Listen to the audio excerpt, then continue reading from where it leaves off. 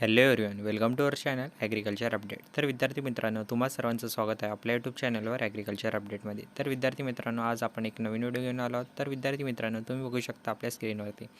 तर विद्यार्थी मित्रांनो, ज्या विद्यार्थ्यांना BSc ॲग्रिकल्चरमध्ये ॲडमिशन घ्यायची असेल तर त्या विद्यार्थ्यांनी हा व्हिडिओ स्किप न करता पूर्ण बघा. तर विद्यार्थी मित्रांनो, how to make college list. तर विद्यार्थी मित्रांनो, आपण बघणार आहोत कशाप्रकारे कॉलेज लिस्ट तयार करायची आहे आणि you can get easily admission in any college. तर विद्यार्थी मित्रांनो, जर तुम्ही कॉलेज लिस्ट तयार कराल तर तुम्ही कोणत्या पण कॉलेजला इझिली ॲडमिशन घेऊ शकाल.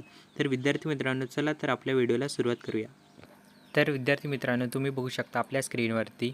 तर विद्यार्थी मित्रांनो, सर्वप्रथम तुम्हाला तुमचं जे कॉलेज आहे त्या कॉलेजचं नेम लिहायचं आहे. त्यानंतर तुम्हाला किती पर्सेंटाईल आहे ते बघायचं आहे. तर विद्यार्थी मित्रांनो, अबाव 95+ पर्सेंटाईल ज्या स्टुडंटना स्कोअर असेल त्या विद्यार्थ्यांनी मॅक्झिमम 50+ कॉलेज लिस्ट तयार करायची आहे.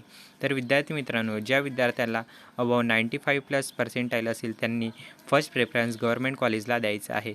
तर विद्यार्थी मित्रांनो, एकूण government college plus private college अशा प्रकारे 50 कॉलेजचे लिस्ट तयार करायचं आहे. त्यानंतर ज्या विद्यार्थ्यांना कमी पर्सेंटाईल असेल, अबोव्ह 70+ पर्सेंटाईल स्कोअर असेल त्या विद्यार्थ्यांनी मॅक्झिमम 50 to 60 कॉलेजेस लिस्ट तयार करायची आहे. फर्स्ट प्रेफरन्स प्रायव्हेट कॉलेजला द्यायचं आहे आणि तुमचं कॉलेज नेम लिहायचं आहे. तर विद्यार्थी मित्रांनो, ज्या विद्यार्थ्यांना BSc ॲग्रिकल्चरमध्ये ॲडमिशन घ्यायचं असेल त्या सर्व विद्यार्थ्यांनी एक कॉलेज लिस्ट तयार करावी. तुमच्याकडे 7-8 दिवस वेळ आहे, त्यामुळे विद्यार्थी मित्रांनो कॉलेज लिस्ट तयार करा आणि कॉलेज फॉर्म भरताना तुम्हाला ती कॉलेज लिस्टमधले कॉलेज तुम्हाला त्यात फिल करावे लागेल. तर विद्यार्थी मित्रांनो, त्यानंतर तुम्हाला टाईम मिळणार नाही.